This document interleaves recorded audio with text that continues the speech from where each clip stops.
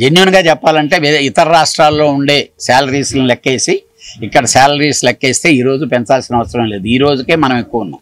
అయితే salaries wise చూస్తే ఎక్కువ అనేది నిజమే, బట్ భారీ బడ్జెట్ సినిమాలు కూడా టాలీవుడ్ నుంచే వస్తున్నాయి కదా, ఆ యాంగిల్ ఎందుకు చూడట్లేదు? టాలీవుడ్ నుంచి సినిమాలు వస్తున్నాయి కానీ టాలీవుడ్లో ఉండే టారిఫ్ కంటే ఈరోజు చెన్నైలో ఉండే టారిఫ్ కంటే ఇక్కడే ఎక్కువ ఉంది, బాంబేలో ఉండే టారిఫ్ కంటే ఇక్కడే ఎక్కువ ఉంది. అయినా మనం ఒక సిస్టమ్ అయ్యాం కాబట్టి ఈరోజు ప్రొడ్యూసర్లో మనం ఏం చెప్తున్నామంటే ఇంకా అది వదిలేయండి, మెడ్రాస్లో ఎక్కువ ఉందా తక్కువ ఉందా, కేరళలో ఎక్కువ ఉందా తక్కువ ఉందా, బాంబేలో ఎక్కువ, ఇక్కడ ఏదో ఉంది కాబట్టి వర్కర్లను చేసి మన వర్కర్లను మనం చూసుకోవాలి. ఎందుకంటే బాంబే వాడితో కాదు కదా మనం పనిచేస్తుండేది, బాంబే వాళ్ళు లేకపోతే తమిళనాడు వాళ్ళు కేరళ వాళ్ళు వచ్చి పనిచేసేది మ్యాక్సిమం ఉంటే 10% ఉంటుంది, 15% ఉంటుంది. అది అంతకంటే చిరంజీవి గారు కూడా ఒక నిర్మాతే కదా, ఆయన మాటల్లో మీకు ఎవరి పక్షాన్ని నిలబడ్డట్లు అర్థమైంది? ఆయన ఇద్దరూ బాగుండాలని కోరుకుంటున్నారండి. ఇప్పుడు ప్రొడ్యూసర్ అనే వ్యక్తి చిరంజీవి గారు ప్రొడ్యూసరే కానీ నిజంగా వర్కర్కి కానీ ఇబ్బంది జరుగుతుంటే చిరంజీవి గారు ఏమంటారంటే సర్లే మనం బర్డన్ తగ్గించుకుందాం, వాళ్ళని బాగా చూసుకుందాం అనే చెప్తారు. కానీ ప్రొడ్యూసర్ ఇప్పుడు పక్కనుండే ప్రొడ్యూసర్ అది అనలేడు కదా. ఇప్పుడు నువ్వు నా మీద యుద్ధం చేస్తున్నావు తల్లి, అలాంటి క్వశ్చన్లు వేసి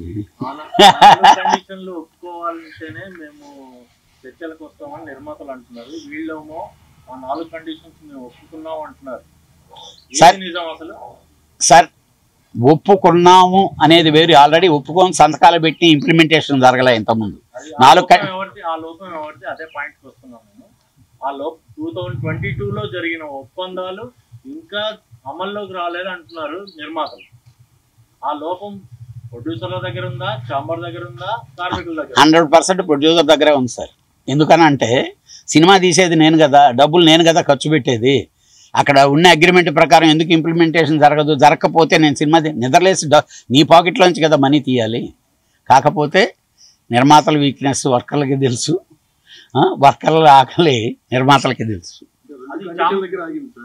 సార్ యాక్చువల్గా 2 కండిషన్లు కూడా ఇబ్బంది అయినాయి కాదండి. నేను ఫెడరేషన్ వాళ్ళతో కూడా నేను డిస్కస్ చేస్తున్నాను. ఆల్రెడీ 6 to 6 కాల్ షీట్ ఉంది, దాన్ని 9 to 9 చేయమంటున్నారు సర్కంటెన్సెస్కి. అలాగే ఆల్రెడీ ఫైటర్స్ 9 to 9 చేస్తున్నారు, డాన్సర్స్ 9 to 9 చేస్తున్నారు. మన ఫెడరేషన్లోనే ఉండే 2 మేజర్ సెక్టార్లు 9 to 9 చేస్తున్నప్పుడు కొరవాళ్ళు. దానికి ఏదైనా ఉంటే ఇబ్బందులు ఉంటే ఇట్లా మాట్లాడుకోవడం కానీ డెఫినెట్గా it is going to be short out. అలాగే సండేస్ మ్యాటర్ ఉంది, it is a easiest condition అన్నీ. ఎందుకంటే 48 సండేలు వచ్చేది, ఆల్ గవర్నమెంట్ హాలిడేస్ని యాక్సెప్ట్ చేస్తున్నారు. సెకండ్ సండే డబుల్ బేటా ఇస్తానంటున్నారు. కొరవ 3 సండేలు వీళ్ళు పని చేయకపోతే వాళ్ళు పని చేస్తారు కదా, పని లేని వాళ్ళు పని చేసుకుంటారు కదా, అంతే. అది డెఫినెట్గా షార్ట్ అవుట్ అవుద్దని నాకు నమ్మకం ఉంది. ఎందుకంటే నేను ఆ వర్కర్లోంచి వచ్చిన వాడిని, డెఫినెట్గా వాళ్ళని ఒప్పించవచ్చు. అంటే సడన్గా అనే తలకి డైజెస్ట్ అవ్వదండి, ఎవరికి కూడా డైజెస్ట్ అవ్వదు వర్కర్స్కి. దీంట్లో మనకి ఇంత పెద్ద అన్యాయం జరగటం లేదని కన్విన్స్ చేయటం అనేది నాయకుల పని, అది చెయ్యాలి. డెఫినెట్గా ఇప్పటికే బాగా ఇబ్బందులు పడుతున్నారు ఎంప్లాయీస్, డెఫినెట్గా షార్ట్ అవుట్ అవుద్ది. ఛాంబర్లో కూర్చొని మాట్లాడుకోకుండా లేబర్ కమిషన్ వరకు వెళ్ళటంలో ఆంతర్యం ఏంటి? అలా వేజెస్ ఏమన్నా తగ్గియాలనా లేదంటే వాళ్ళని కంట్రోల్లోకి తెచ్చుకోవాలనా? సార్ లేబర్ కమిషన్ దగ్గర ఉండే రికార్డు ప్రకారంగా చేస్తే సినిమా ఫీల్డ్లో ఈరోజు 100 రెట్లు ఎక్కువ ఉంది.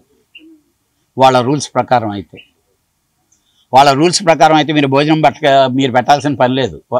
ఒక ఎంప్లాయీ తను బాక్స్తో తను బయలుదేరి ఆఫీస్కి రావాలి. ఆఫీస్ నుంచి నేను ఎక్కడికన్నా పని తీసుకెళ్తుంటే నేను తీసుకెళ్లాల్సిన బాధ్యత నాది. ఇంకా వాటిల్లోకి వెళ్తే ఇంకా ఇది తెగని యుద్ధం జరుగుద్ది. సార్ ఇక్కడ కూడా 8 అవర్స్కే ఇద్దాం, 8 అవర్సే ఇద్దాం. భోజనాలు ఎవరు పెడతారండి? భోజనాలు పెట్టే అసలు ఇంపాసిబుల్ సార్. నేను అక్కడి నుంచే వచ్చిన అని చెప్తున్నా. That question is very wrong. ఇప్పుడు నాకు 6 to 6 ఉంది, 9 to 6 చేస్తా, 8 అవర్సే కదా. మధ్యాహ్నం భోజనం నేను ఎందుకు పెట్టాలి? కాఫీ టిఫిన్లు నేను ఎందుకు ఇవ్వాలి? కాదు, వాటి దగ్గరికి ఇది ఒక ఫ్యామిలీ లాగా అలవాటు అయిపోయింది. ఒక 50 సంవత్సరాల నుంచి ఇది ఒక ఆర్గనైజేషన్లు. అసలు ఇది ఇండస్ట్రీయే కాదు, గవర్నమెంటే ఇప్పుడు దాకా ఇంకా ఫిల్మ్ ఇండస్ట్రీ అని ఐడెంటిఫికేషన్ ఇవ్వాల. ఇప్పుడు సుష్మా స్వరాజ్ గారు ఉండేటప్పుడు పార్లమెంట్లో ఫిల్మ్ ఇండస్ట్రీ చేద్దాం అన్నారు, కానీ ఇప్పుడు వరకు జరగదు.